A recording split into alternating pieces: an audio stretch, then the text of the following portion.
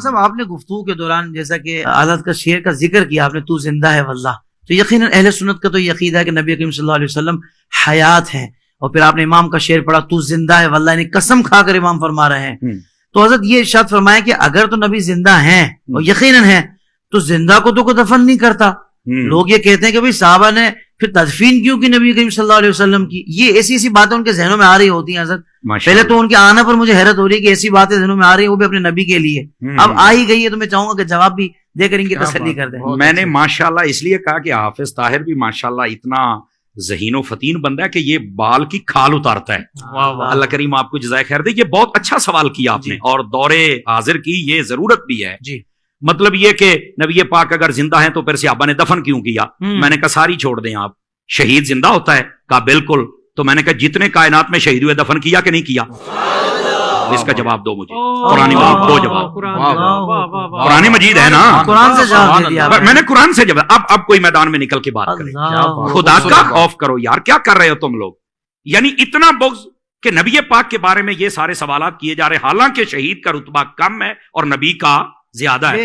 تو جب کم رتبے والا زندہ ہے تو جس کا سب نبیوں سے بھی زیادہ ہے، پھر وہ کیوں نہیں زندہ ہے؟ سمجھ آ رہی میری بات کی؟ اچھا دوسری بات، میں نے کہا یہ میں تمہارا شوق پورا کر دیتا ہوں کہ تم کہتے ہو کہ زندہ تھے تو پھر دفن کیوں کیا؟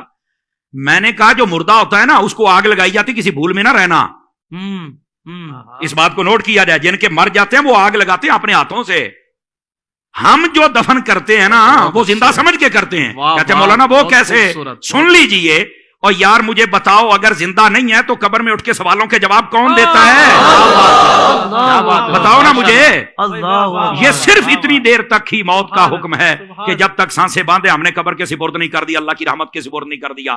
اس نے یہ جہان بدلنا ہے، برزخی دنیا میں جانا ہے، سمجھ آ رہی ہے؟ اور اس کو کہتے ہیں برزخی حیات، یہ بھی میں آسانی کر دوں۔ بہت اچھے، سمجھ آ رہی میری بات کی؟ لیکن یہ کہنا کہ زندہ کو دفن کو نہیں کرتا، یہ تمہیں کس نے کہا ہے؟ میں ایک یہ جو دیہاتی لوگ ہمیں سن رہے ہوتے ہیں تو میں ان کی ایک مثال دے دیتا ہوں، شاید کسی کے کونے کھانچے میں بیٹھ جائے۔ اور میں نے کہا یار بتاؤ، دیکھیں جب فصلیں ہمارے ہاں کاشت کی جاتی ہیں نا، مثال کے طور پر مکئی، ہم جب اس کو کاشت کرتے ہیں تو جب اس کا بیج نکالتے ہیں نا تو ہم پہلے اس کی چھانٹی کرتے ہیں، جو دانے خراب ہوتے ہیں ان کو سائڈ پہ کر دیتے ہیں، جو صحیح ہوتے ہیں ان کو سائڈ پہ کر دیتے ہیں۔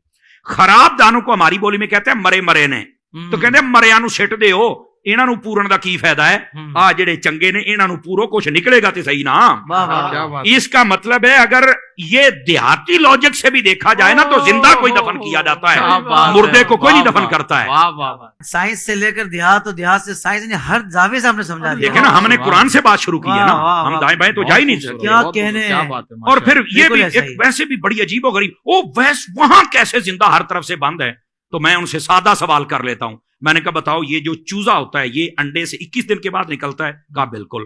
تو میں نے کہا بتاؤ یہ 21 دنوں تک کون سا سوراخ ہوتا ہے جہاں سے کوئی ہوا شوا جاتی ہے، کاربن ڈائی آکسائڈ جاتی ہے، کہاں سے آکسیجن جاتی ہے؟ تو کہتا نہیں یار تو مردہ نکلتا ہے، کہانی زندہ نکلتا ہے، کیسے زندہ رہا؟ کہتا یہ تو نہیں پتا۔ تو میں نے کہا پتا ہوتا تو سنی نہ ہوتا، پتا ہوتا تو سنی نہ ہوتا۔ بھائی جو رب ایک چوزے کے لیے سب انتظام کر سکتا ہے وہ مدینے کے تاجدار کے لیے نہیں، وہ زندہ ہیں۔ زندگی کی تمہیں سمجھ آئی تو ایک الگ بات ہے، تو زندہ ہے واللہ، تو زندہ ہے واللہ، میرے چشم عالم سے چھپ جا۔ سبحان اللہ، سبحان اللہ۔